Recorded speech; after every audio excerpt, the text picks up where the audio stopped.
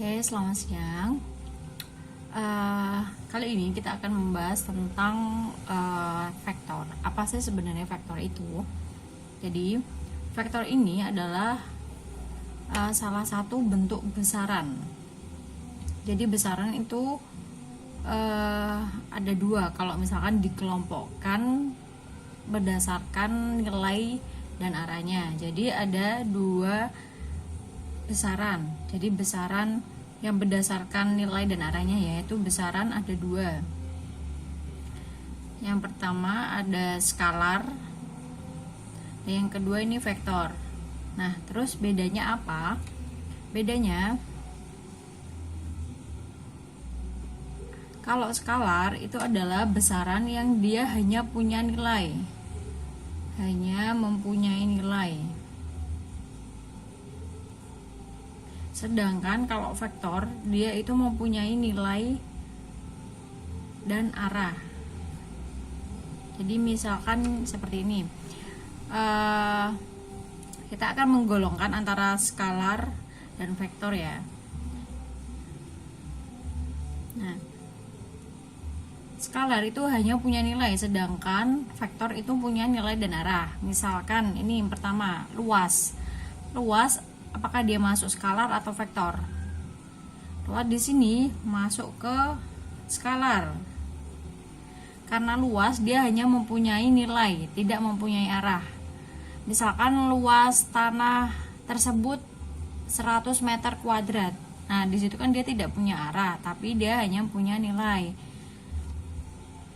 Terus kalau vektor, contoh vektor itu misalkan nih, kecepatan.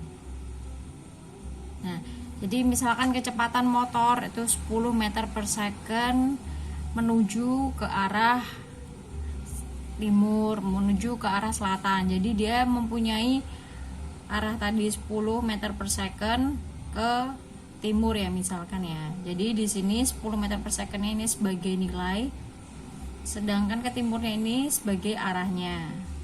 Nah, kalau luas tadi kan dia misalkan tadi luas tanahnya 100 meter kuadrat. Dan di sini dia hanya punya nilai saja tanpa adanya arah. Terus contoh lain, misalkan massa. Massa dia termasuk ke dalam skalar karena dia hanya punya nilai saja. Misalkan massa suatu benda itu 10 kilo. Nah, di sini kan dia tidak ada arahnya, dia hanya punya nilai. Nah, berbeda dengan gaya. Gaya ini termasuk ke dalam vektor. Jadi misalkan ada anak, dia memberikan gaya dorong ke meja senilai 20 Newton, sehingga meja bergerak ke arah kanan.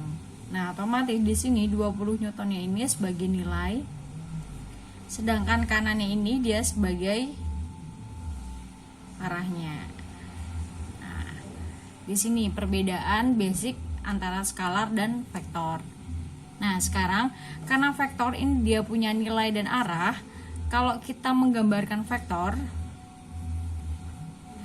penggambaran vektor ya. Vektor itu karena dia punya arah, dia digambarkan berbentuk seperti panah. Jadi dia punya ujungnya, pangkalnya ini. Terus dia punya ujung panahnya atau busnya ini. Nah, ini dia menandakan arahnya. Ini dia menandakan arahnya. Jadi kalau misalkan ini dia bisa arahnya ke kanan, bisa ke arahnya timur, atau sesuai dengan arahannya. Sedangkan kalau misalkan panjangnya dari ujung sini hingga ke sini, ini sebagai nilainya. Jadi misalkan untuk panjang seperti ini dia kita nilai misalkan 10 Newton. Berarti kalau untuk panjang segini, ini kan kira-kira 2 kali lipatnya. Berarti ini bisa kita tuliskan 20 Newton. Nah, ini sebagai nilainya. Jadi panjang panahnya itu sebagai nilainya, sedangkan arah busurnya ini sebagai arahnya. Nah, kalau untuk penulisan namanya, jadi misalkan ini ada vektor A. Vektor A kita tulis A seperti ini, di atasnya kita beri panah. Nah, ini bacanya vektor A. Misalkan ini vektor B, berarti kita tuliskan di sini vektor B. Ini misalkan vektor C, berarti vektor C. Ini penamaannya, cara memberikan penamaan dari vektor. Selain itu, selain diberi panah di atasnya juga, itu bisa dituliskan dengan cara bold. Karena di sini dia ditulis tangan, maka kita lebih baik menuliskannya dengan cara panah. Oke, sekian itu penjelasan singkat tentang vektor. Semoga bermanfaat. Setelah ini, lihat video-video selanjutnya mengenai pembahasan dari vektor. Oke, see you.